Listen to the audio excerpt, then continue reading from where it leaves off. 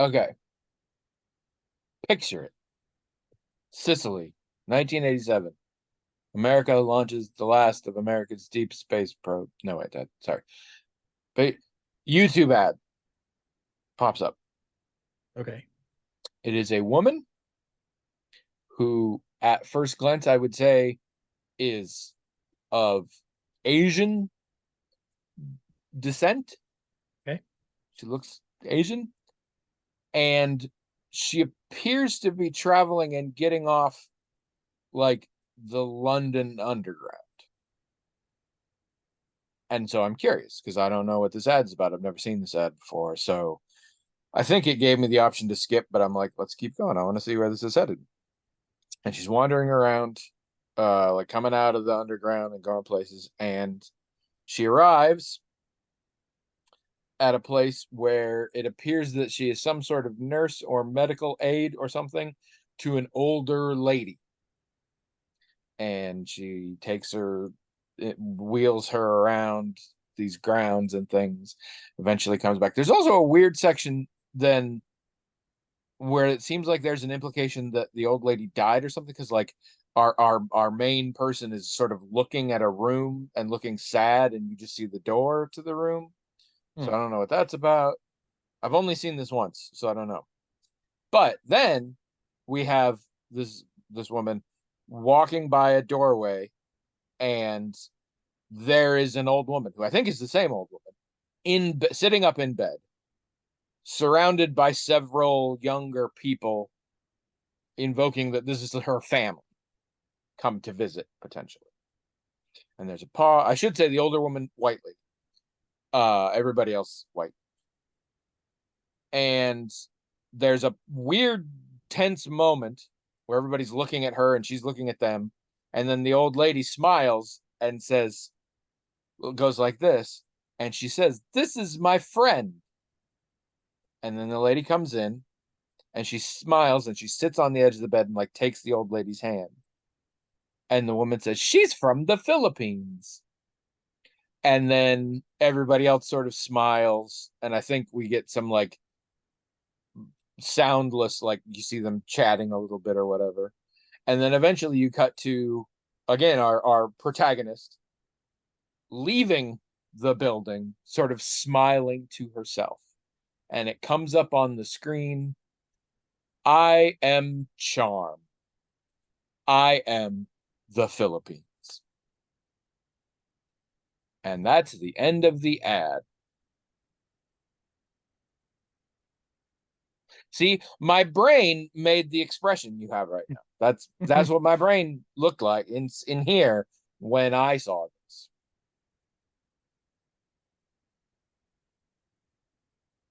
And so you said that it seemed like it was in the UK. And was the old It woman, did did it she did have seem a like it was in the U. I mean, the beginning definitely, and then yeah, the old lady had a British accent. British accent? Okay. Um,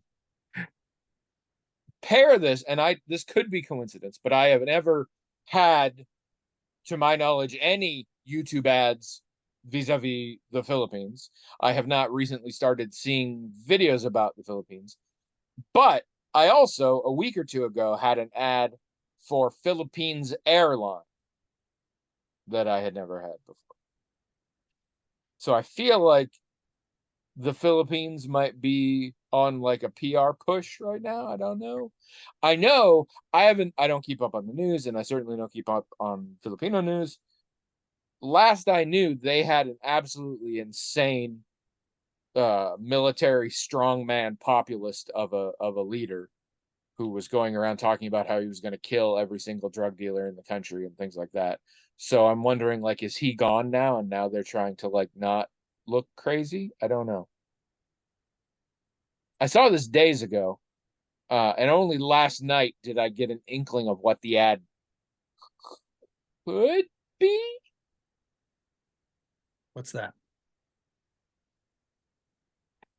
All right. I mean, I don't, this sounds weird, but the ad could essentially be saying, hey, other countries, hire people from the Philippines to come work in your sort of low level jobs for probably way cheaper than it would cost to hire people in your own country, because we're good at that. Because I do know historically, countries, companies, cruise ships hire people from more impoverished countries, the Philippines being one of them, to do jobs people from more affluent countries don't want to do for less money than people from affluent countries would be willing to do. So, but it seems weird to have an ad for that. But I don't know what else the ad would be. So, do you have a VPN? I do not. No, that's not. And this was also on my TV, which even if I had a VPN, I don't think it would be there. But no, I've never heard of this ad campaign. I'd have to really look into it to know. I mean, it doesn't make a lot of sense to me. I don't understand like who made it. Siam Charm, Siam the Philippines.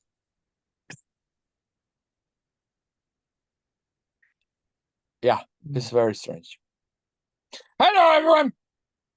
Welcome to the Magical Talking Hat Podcast, the only podcast in the world. I figured this out. Okay, basically, imagine Boss Hogg and Enos, the characters from Dukes of Hazzard, attempting to do like a low-key community theater version of old Carl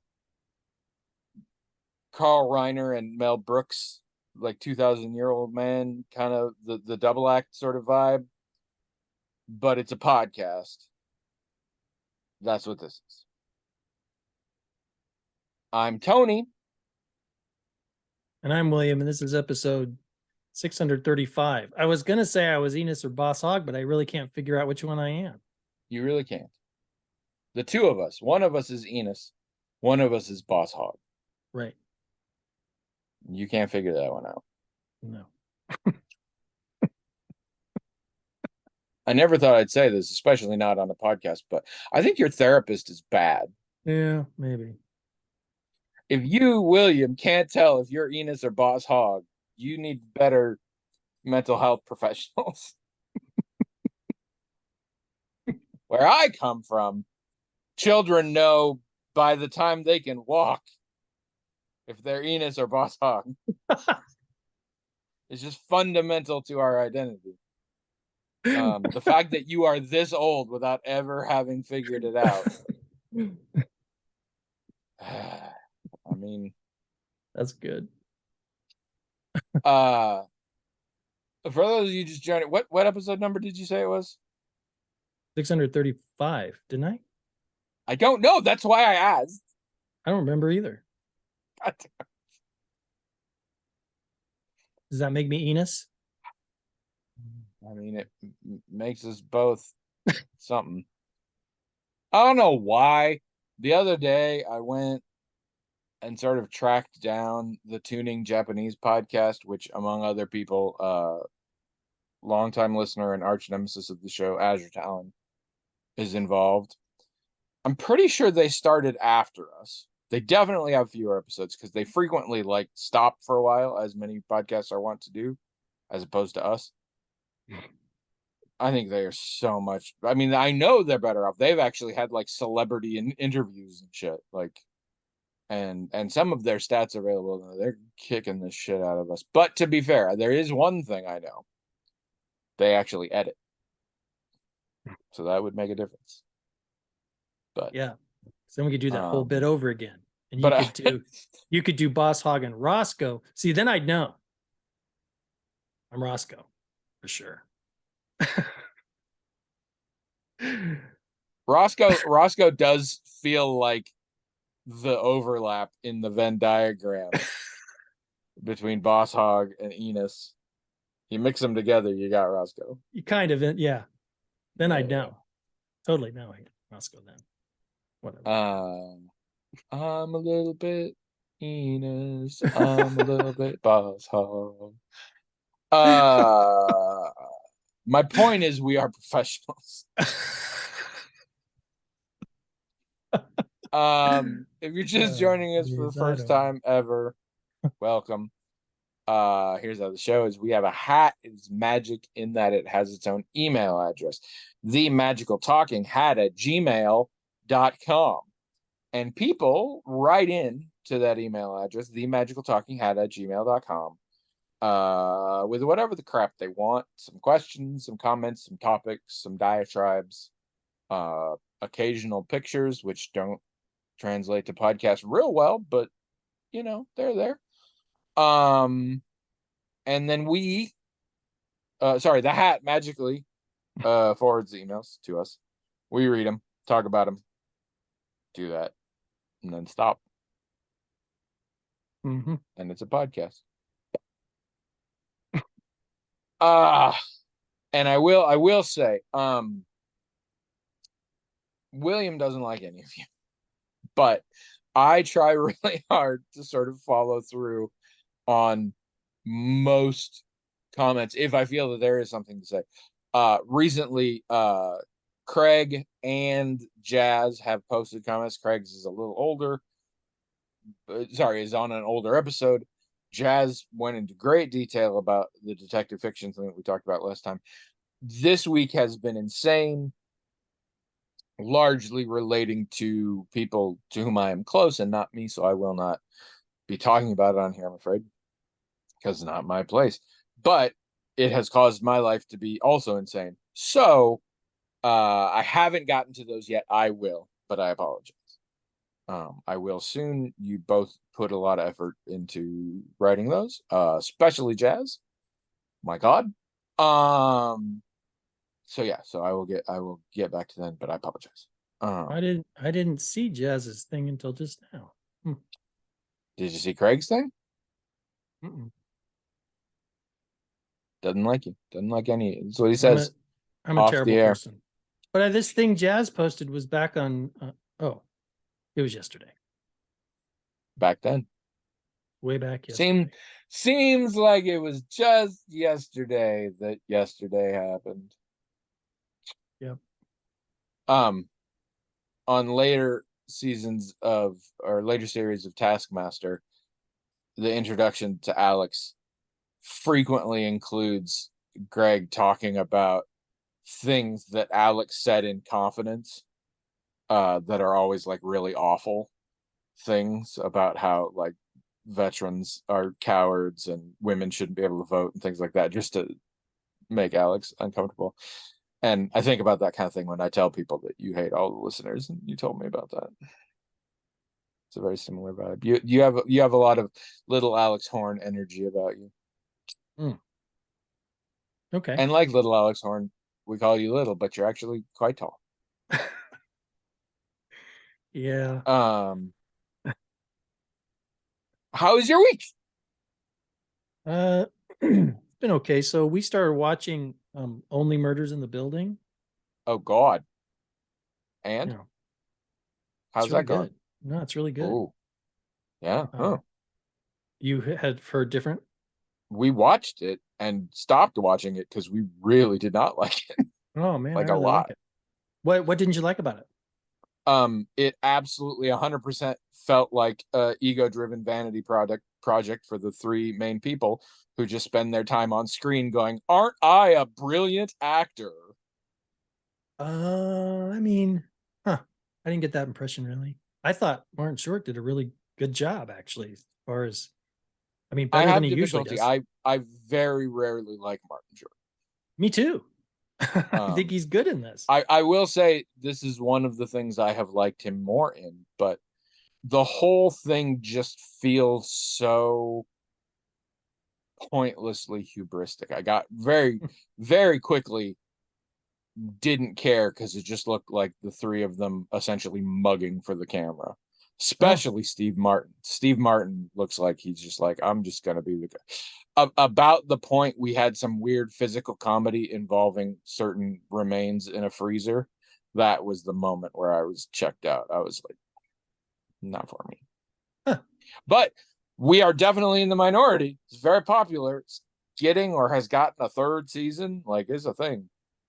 So Yeah, we really liked it. In fact, all the stuff you said, I expected it was going to be. We've been avoiding it because it's like this is going to be terrible. We knew it was popular, but I thought this is well, just, they're you've all forgotten, executive, but I suspect I told you a couple years ago when we tried to watch it maybe, that and was they're all executive producers on it. So that's what I thought too. I thought, oh God, this is going to be awful. And maybe my expectations were so very low that when it was actually halfway decent, I'm like, oh, I mean, I think I think uh,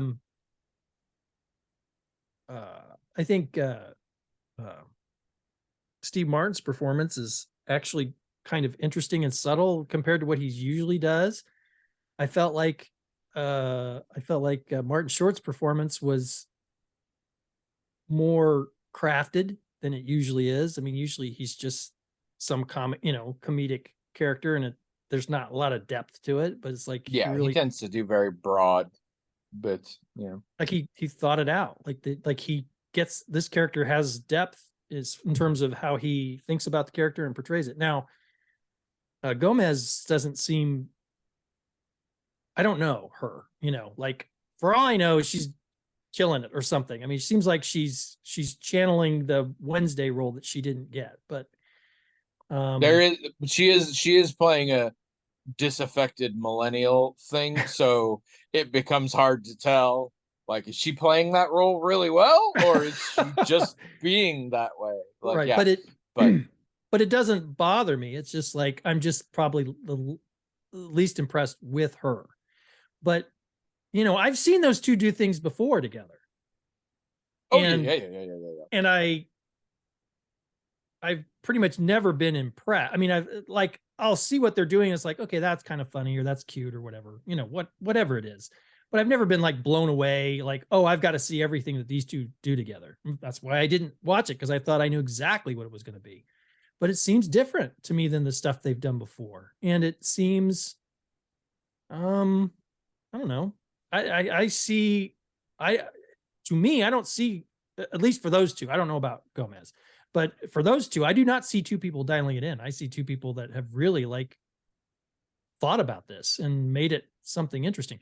But maybe I'm just bringing a whole bunch of stuff to it. I don't know. Maybe part of it has to do with it's like a true crime podcast kind of thing, which I don't listen to true crime podcasts, but I think I'm sort of on the peripheral of true crime people. I wouldn't call myself a true crime fan, but I mean, I watch You crime. heard it here. William hangs out with a lot of murderers. Do you know what I'm saying? I mean, there's a certain kind of person that's a true crime person. They listen to the podcast, like they portray in the show. I'm not like those people, I don't think, but I do. I read and watch things that are related to, understanding certain crimes that have happened or certain criminals. So I'm at least on the outside of that group. So maybe I have enough. I mean, it's part of the reason why I do this Hunt a Killer stuff and I enjoy it, right? So I'm probably close enough to that scene that maybe it resonates with me in a way that it doesn't with you. I don't. So, if decide which side you're on. Those of you at home, if you love Tony Best, then hate the show, even if you haven't seen it. And if you love William Best, you should go check it out. Don't let us know which you decided, because it'll hurt one of our feelings. I mean, it has to by sort of definition. So I won't hurt my feelings. It's okay. You can say whatever you all want. right, then as long as it's me, let us know. Yeah, just stroke Tony's ego. I'm fine with it. But I mean, it's like I said, I was kind of impressed with what Martin Short did, and I enjoy being impressed with what an actor's doing. But like maybe I'm bringing something to it. I have no idea. But we'll probably keep watching it. But that's really the only. I mean, aside from school, that's the only interesting thing that's been happening, I think. How was your week? I don't know. Let's find out. Oh, you still have your list? Oh yeah, no, I love this thing. Oh no, let's find out. By the end of tonight, I will hopefully be done with Horizon Forbidden West. Oh. I'm real close.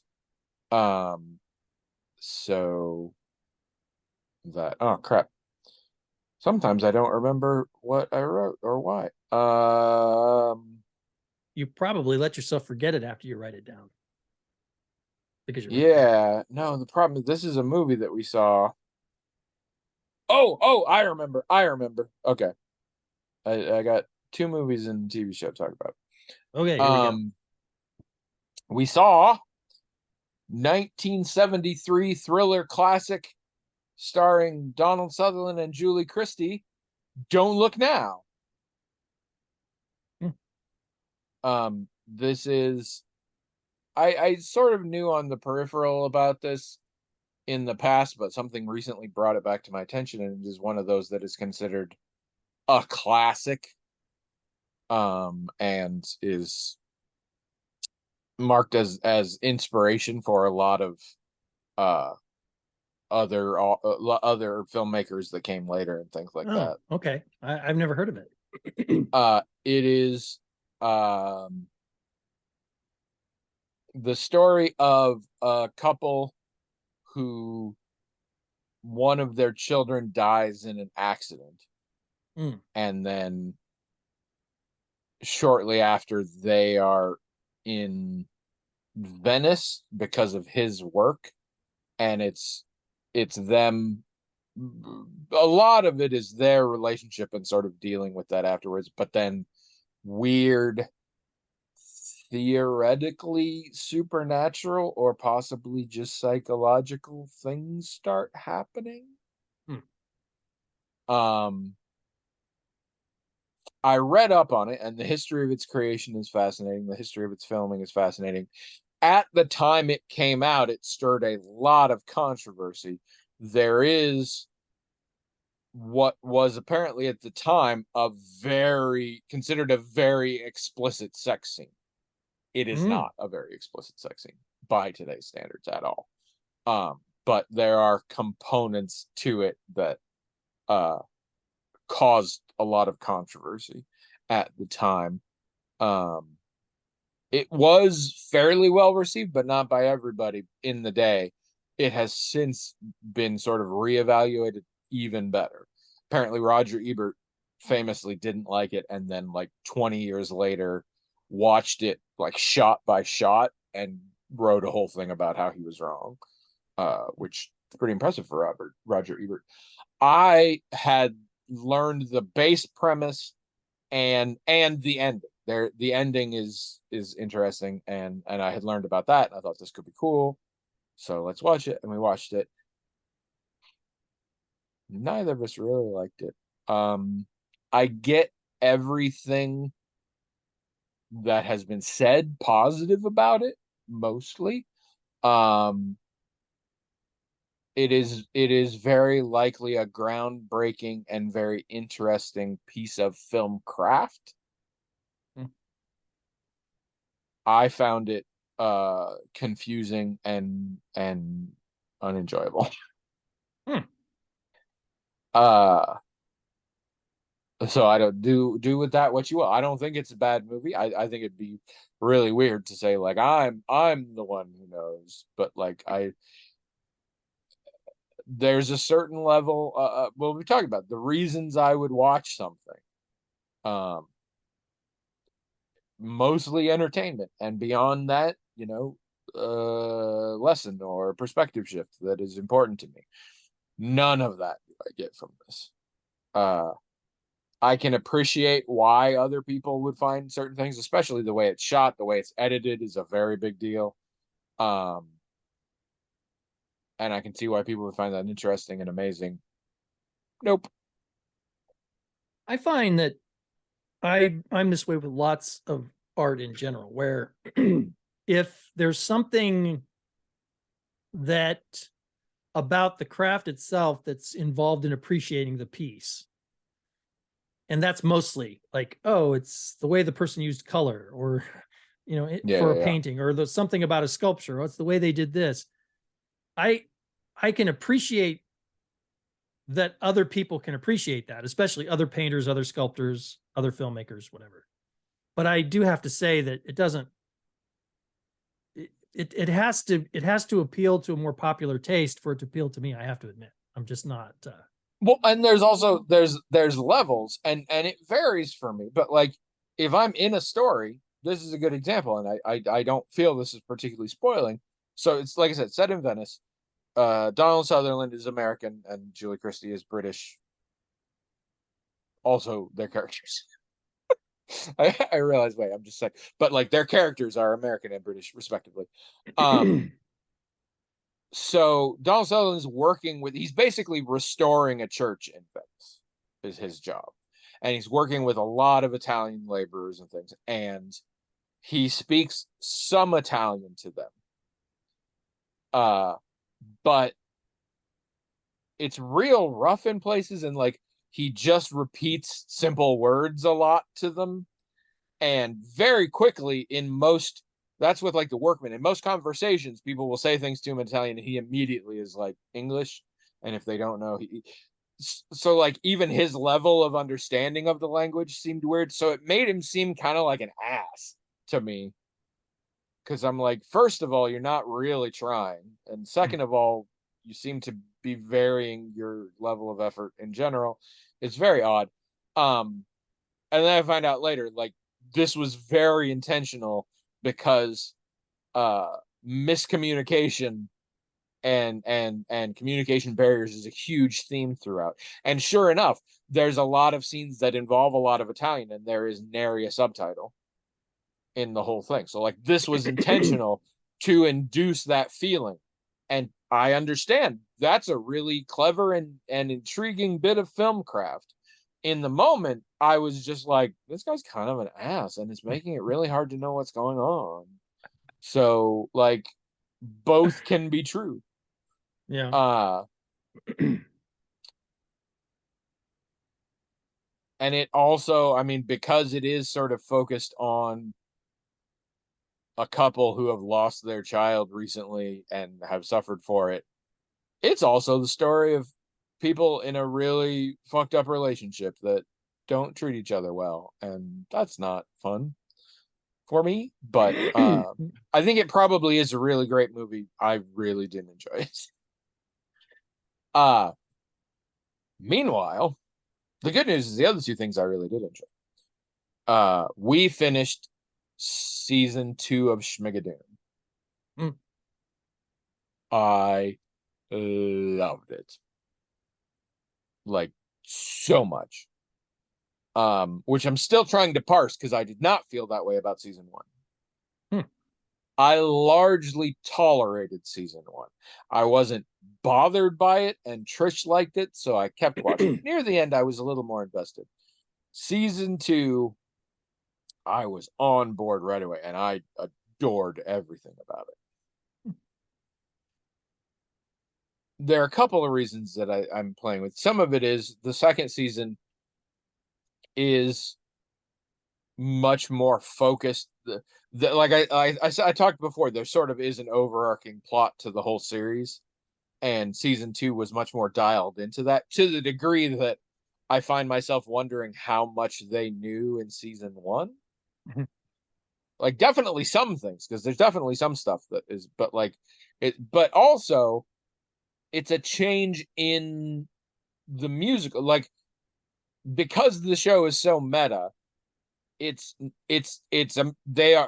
show is a musical, but it is also about musicals and has a lot of commentary on musicals, most commonly antiquated social norms in musicals, especially first season, because first season dealt with older musicals like Brigadoon, Music Man, Carousel, Steamboat, things like this.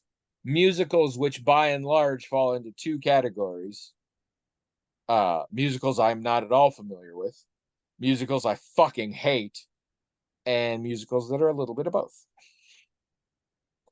Almost all musicals from that time period. I've sung a lot of the songs from them.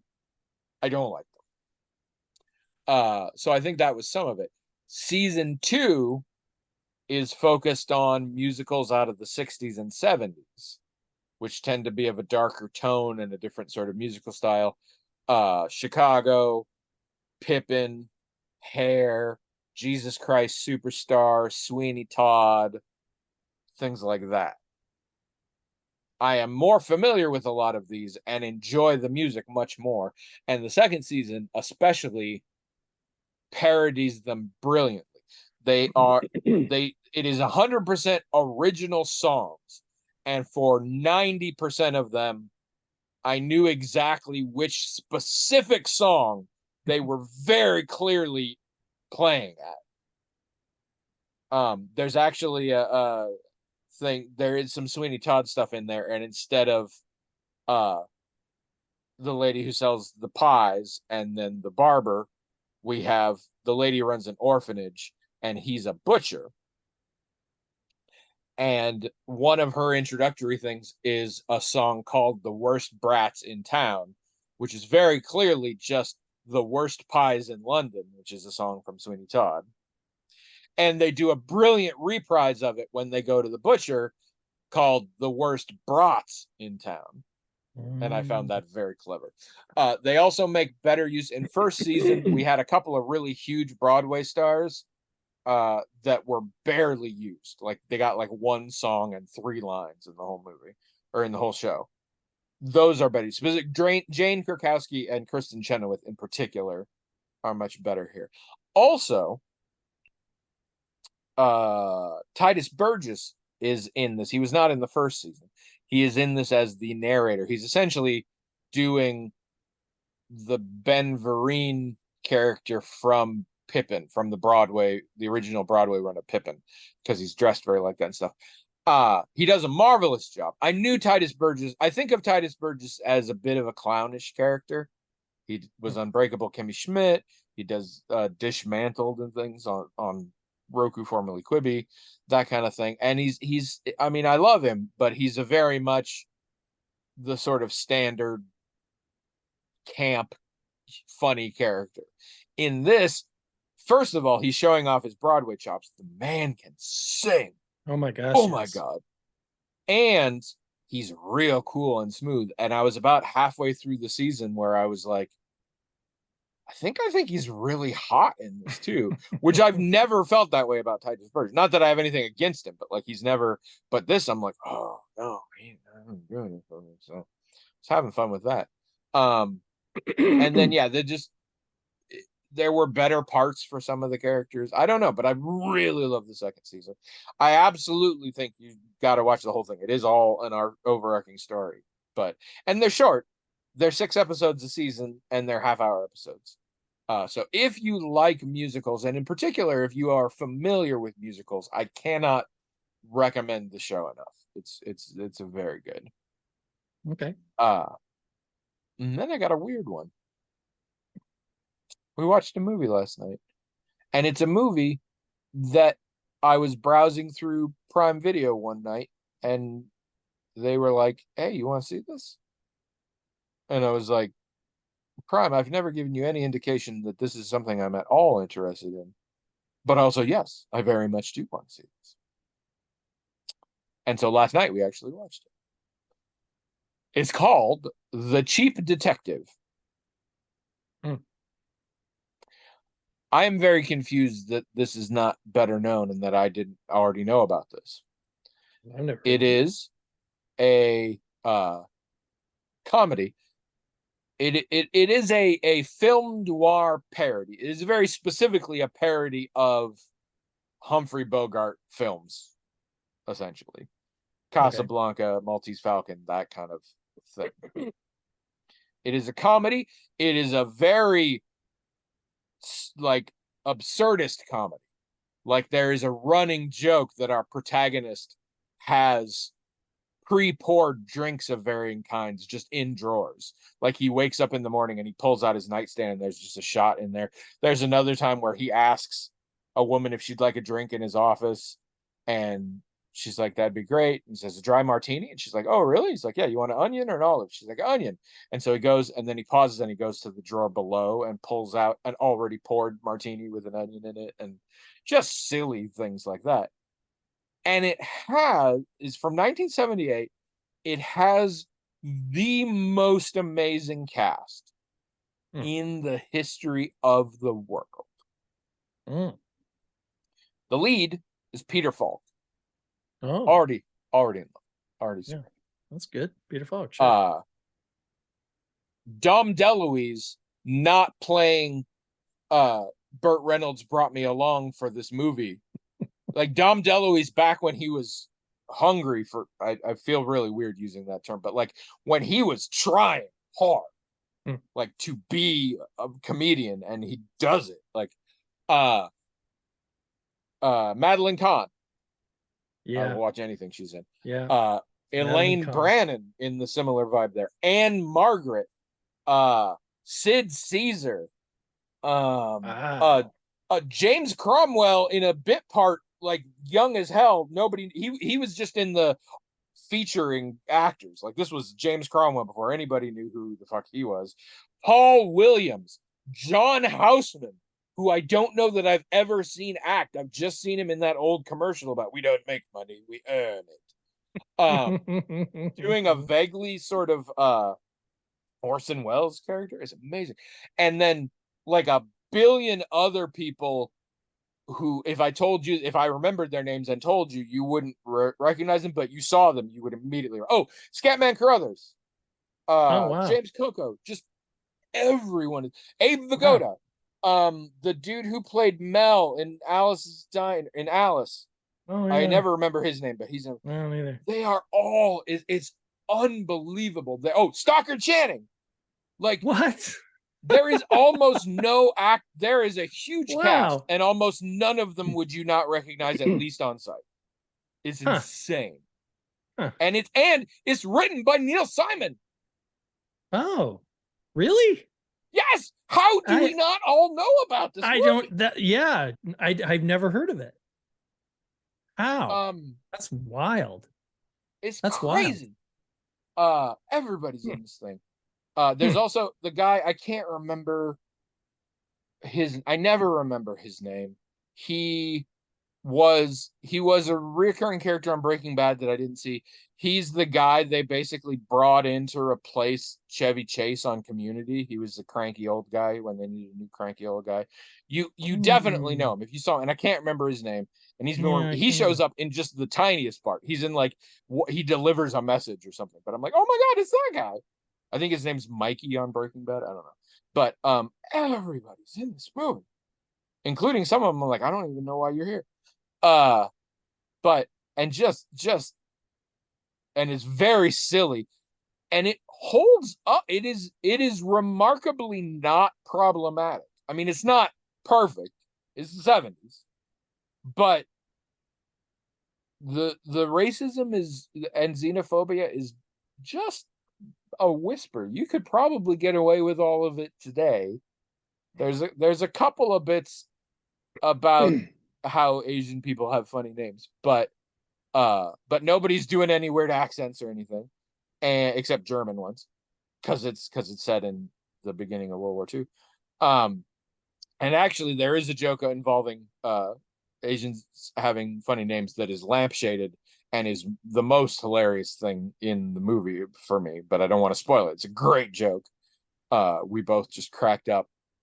And this is weird to say. There is a great deal of sexism and chauvinism within the film. However, it is self-aware, and you're not supposed to be on the side of the chauvinists. And in fact, the opening crawl or whatever, because it has a little thing describing what's happening, although mostly it describes historical events that it literally have nothing to do with the movie, and it says that.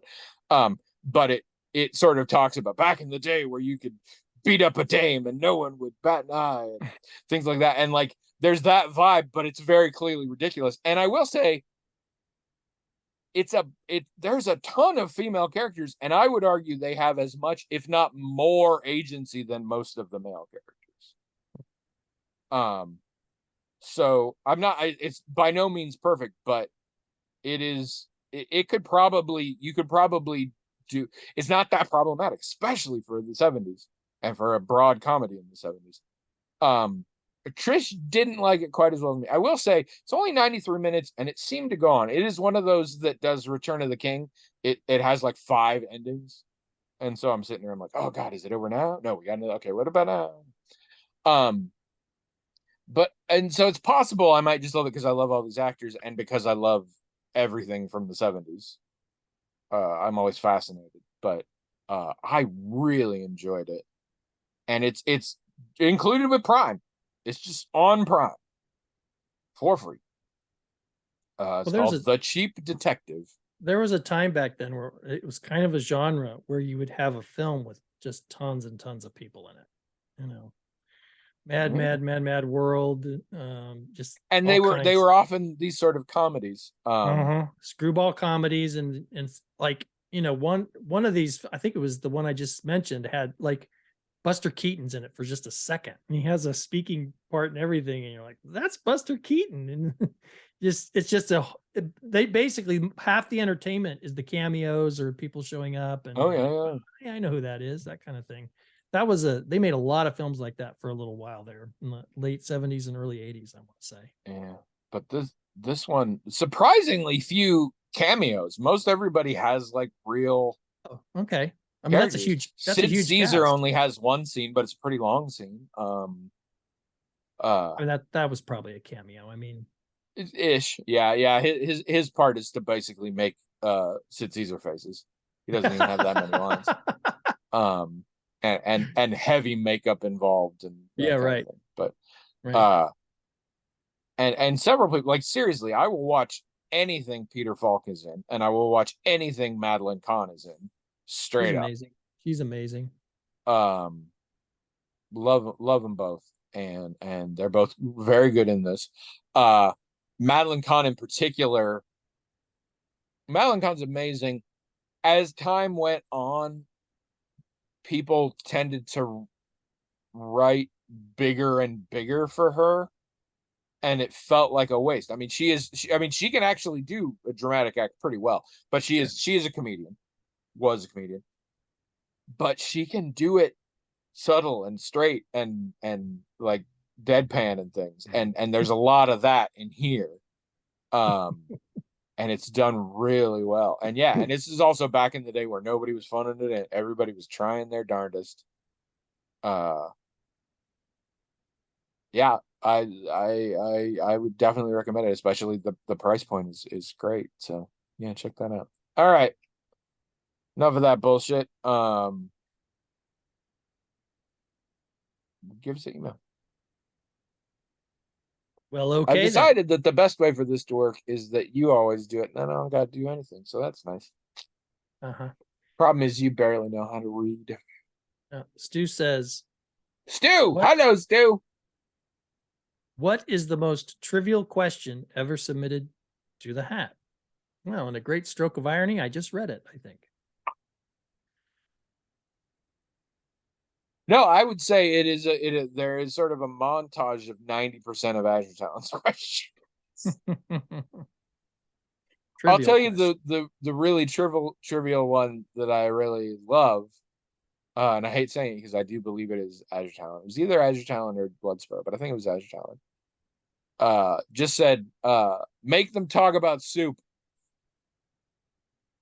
Oh, I don't even remember what we then talked about. I mean, soup, presumably. I don't even know what we said, but it was just like, make them talk about soup.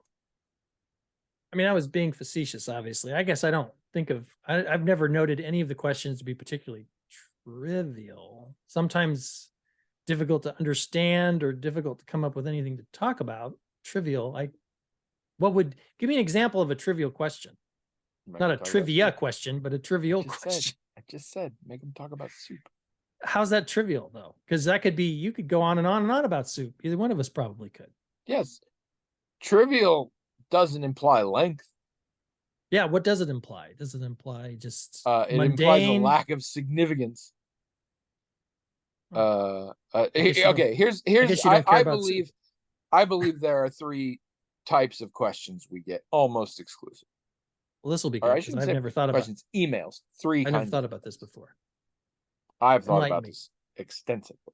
Well, enlighten me because I never have. Um, One is genuine, heartfelt, really thought out, like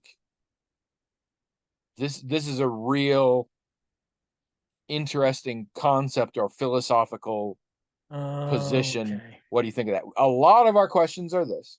I'm getting Almost all of Jazz's questions are this, but a lot of questions from a lot of our listeners are like, this is a real thing that I would, at a dinner party or whatever, I would bring up with people if they were close, trusted friends. Let's talk about this. This is a real issue. Sure. This is a real philosophical debate to be had. The second version is some shit just happened to me, and I want you to talk about it. Like, I just watched a thing, or something just happened that really ground my gears, or literally I had an experience yesterday. How do you feel about that experience? That kind of thing. Very personal, in the moment questions. Sometimes can still be, very deep and elaborate stuff, but it's very clear. Some emails you look at, and even if they don't say, you're like, oh, this person clearly had this happen to them recently. And then the third one, which ebbs and flows depending on how needy I get, is shit, they wanted something. All right. How about this? Here's a thing that technically involves enough nouns they could talk about it. Enjoy. And that is, those tend to be very trivial, but also very much because they're doing us a favor. So trivial as in inconsequential. Like there's nothing. I believe that is a fair synonym. Yeah, I wasn't really thinking like that for some reason. But most of them really aren't. I mean,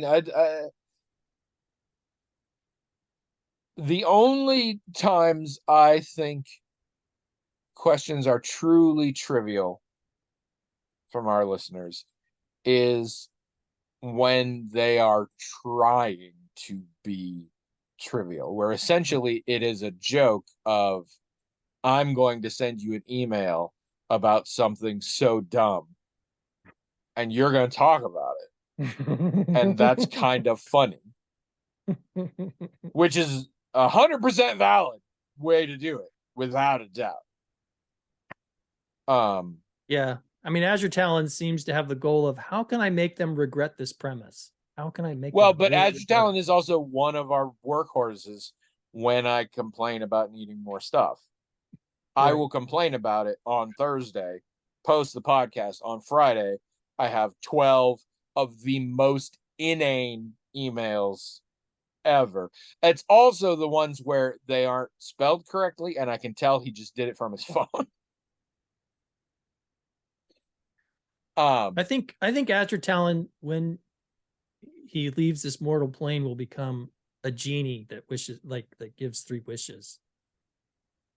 But like monkey's paw wishes, definitely. Yeah, like devious. Yeah, he'll be one of those devious. This is some wishmaster bullshit here. Like, I'll give no you matter 3 what wishes. you wish for, I kill you. Like, yeah. Yeah. Seriously, that's the premise of the, I believe, 4 movie series of Wishmaster. Is there's this djinn, and whatever you wish for, he'll kill you. Yeah, that's him for sure. But this is it's a little bit what the premise was for the Hellraiser reboot. This is he likes to give people what they wish for and make them regret wishing for it. That's his that's his jam. Yep. He has a blue claw on a monkey's paw. I realized about halfway through that was going to rhyme. Yeah, good job. And decided, fuck it. Yep. And as much as I enjoyed True Crime People, I think Blue Claw on a Monkey's Paw has to be the episode. Good. Oh, I love it. I love it when a plan comes together. It's either that or no soup talk for you. Which is good, but not as focused, not as organic. Oh my God. So we had some, I don't know what it is, but Trish was reading something. There was some definition we needed of a scientific term, and it had to do with whether or not uh, basically it brought up the concept of inorganic carbon. Mm. I had a problem with this because I was taught in school that calling something organic means it contains carbon. Mm. Now, I'm not talking about organic like organic farm. No, I know. I'm I know talking what you're talking about. in the chemical term. That is literally in multiple science classes in secondary and post-secondary. The definition of organic was containing carbon. Hmm. So, how do you have inorganic carbon? Do you I know? mean, I presume it's carbon that is not derived from an organic source, like fossil fuels are organic carbons.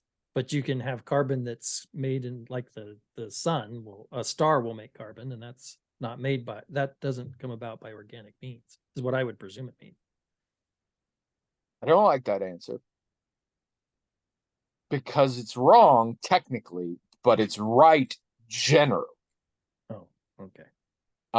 That is not how you define inorganic carbon. However, that is frequently the separation by which you find inorganic carbon versus organic carbon. Hmm.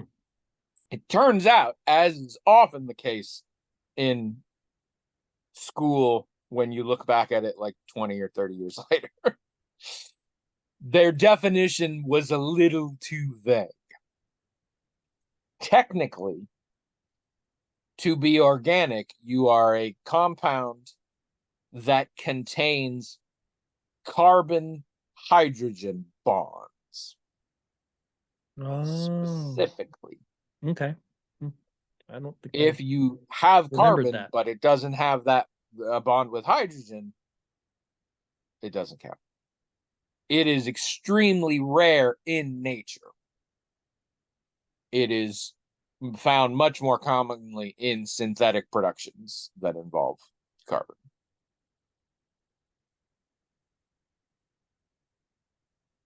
Rare in nature.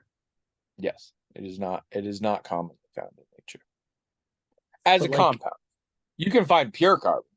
That's, I guess, technically that would be inorganic too. But when it comes to organic is an adjective that modifies a molecular compound sure. specifically. But that but isn't that carbon hydrogen uh thing, isn't that like a in other molecules and stuff that make them organic molecules and organic compounds? Yeah. Oh, It's okay. not just compounds that contain carbon and hydrogen. It's somewhere, you remember the old thing. We got the balls of the atoms and we got the lines. There needs to be a line between a carbon atom and a hydrogen atom Yeah, somewhere. right. If it's got that, organic. Like carbohydrates, it's- I think have that. I I think would imagine.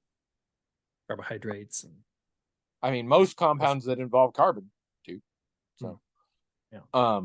But just by itself, the carbon and hydrogen, just all by itself, is not common in nature. I think so. I mean, is that a thing? Is there a compound made up of just carbon and hydrogen atoms? Probably. I think it would definitely be organic. But if it's, say, if you have a compound that has carbon but has no hydrogen, that would not be organic. I see. I don't know if it's possible to have a compound with carbon and hydrogen, but they're on different sides, so they never touch. That could be. I don't know. We 3 minutes ago we exhausted my knowledge. Me too. I mean, when it comes Oh, we chemistry, exhausted your knowledge an hour ago. I mean, I'm okay with some chemistry stuff, but most of it, I mean, I took chemistry in college and I followed along with it okay. I think I got an A in the class and everything, but it was really hard. It didn't really sink in or stick. I did very little chemistry. Abby loves chemistry, biochemistry in particular, and she's really good at understanding all that stuff. But it's kind of like I took lots and lots of classes of French, but I can't speak it. It's like that, where it's like, while I'm taking this class, I can follow along and get a decent grade, but when the class is over, I'm not going to remember any of this stuff. Chemistry just for some reason doesn't sink in for me. I don't know why. I didn't take chemistry in high school. It just didn't work out that way. It was typically a junior year thing, and there was an AP version. I just didn't take it. I was taking other shit. And then in college, I took exactly one chemistry course. It was chemistry 98, I think. You know how the like 101 is the intro course to a thing, and then like this was below 101, and it was called Chemistry is Chemistry is everywhere. Wow. Yes. And a lot of Schoolhouse Rock, I guess. Yeah, it was commonly held. This is chemistry for dummies. And it's why we all took it, because we all needed to have a hard science credit somewhere, and this was our easiest way to do it. It was more accurate, and actually the professor specified, it's more accurate to say it was chemistry for non-science majors, because what it was each chapter of our primary text dealt with a concept or an issue, and then we really dove into it. So like there was a chapter on climate change, and we got into what that means and why that's like that and how the greenhouse gases work and all, and we got into the chemistry of all of that, but also the social implications and all that kind of thing. We had a chapter on drugs, in which we learned like how do drugs work in the body, how do the receptors work and things like that, and how they connect and all that sort of thing. So it was really interesting, and I learned a ton in there, but it was little to no math, to give it perspective. There was also a physics version of it called, there was a physics class that was below 101. It's called The Universe and Its Structure. That was a similar kind of deal. I don't know why I went for the chemistry one. I really liked better time. I liked my chemistry class. I wish when I'd taken it, again, I don't really remember anything, but I wish when I'd taken it, I'd taken the lab, because you had to take 2 science courses and one with a lab. And I took astronomy with a lab, and that was a disaster. That was just a disaster. You kept dropping stars on the floor and things during the. No, it just involved. They'd fall out of the petri dish. No, it just involved, you had to like, there was a procedure, you know, with a string with knots, and you had to go outside and make observations and all this stuff. And it was like, nope, it didn't work. I think I failed that part of the course even. I mean, it was just, now the classroom part of the course, again, fine. I mean, I got all that classroom stuff, I got A's, but I think I actually failed the lab portion of the course, which Anything I still passed the course. Further away than like 50 yards, you're no good. Maybe you just needed glasses. Was that? I don't know. I didn't fully understand what we were supposed to be doing with the string, with the knots and everything. And when I asked people, I didn't even understand their answers. And it's like, it was the only experience I've ever had in any school situation where I didn't know what was going on. Most of the time, I completely understand some instructions, or I can ask questions intelligently enough, I can figure it out. This one, no matter what I did, I simply did not know what I was doing. And by the time it was over and I was turning in my lab results, I knew it was garbage. I knew it, and I couldn't do anything about it. By then it was too late. And that's how you became a flat earther. I just hoped to pass. And that's the only class in my whole life. I don't care if it's elementary school, any class in my whole life. That's the first one where I ever was like, gosh, I hope I just pass. And I did, barely. That's the only class ever in my life that I've only barely just passed, because of that stupid lab that I never, to this day, I couldn't tell you how I was supposed to do it. If you know how William was supposed to do it, I'll bet someone knows. I'll bet someone knows, because they've probably heard of this knots on string thing where like you track the moon or some, I don't even know. I didn't understand it at all. If you know, go to the comments or YouTube comments also and tell William what the fuck he's talking about because he doesn't know. No, Or I if you still don't know. don't know, but are confident in your ability to bullshit, make something up. See if you can convince him it's true. I'll find that hilarious. Also, show up to either of those places and tell us your thoughts on anything we've talked about. Any of you guys seen The Cheap Detective? Any of y'all watching Schmigadoon? Which one of us do you love better? Vis-a-vis Only Murders in the Building. Again, I think society is on William's side. But that's usually the case. Society and I don't get along. Also, smash that like button. Write in themagicaltalkinghead@gmail.com. See if you can get more Trivial Than Soup. That's a goal.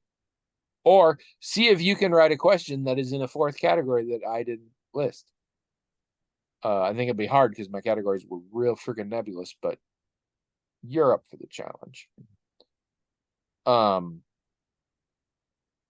Also, I'm shopping around catchphrases lately.